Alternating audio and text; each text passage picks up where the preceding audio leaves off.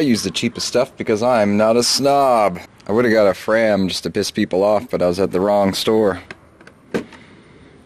Just got a comment today, response. Somebody blaming their Fram oil filter for their engine failure. No, I think I'm going to blame the operator, or if it was rebuilt, I'm going to blame whoever rebuilt the motor. I'm not going to blame an oil filter. So I've been using Frams, base oil filters, fleet oil filters, you name it.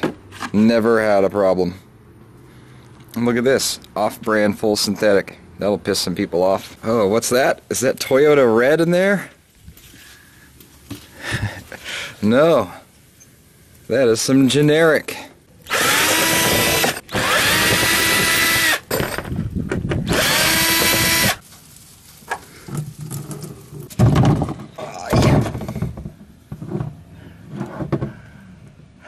Oil change places put these on ridiculously tight. Filter wrenches, but I feel like getting it off next time, and it's not going to come off unless it's loose.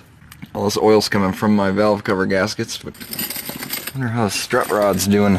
I need to get some light on it. Looks good though. No cracks.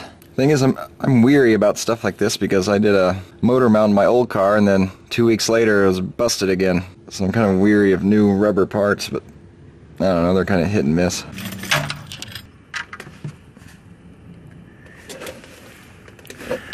Yeah, for 5,000 miles, that stuff's kind of dark.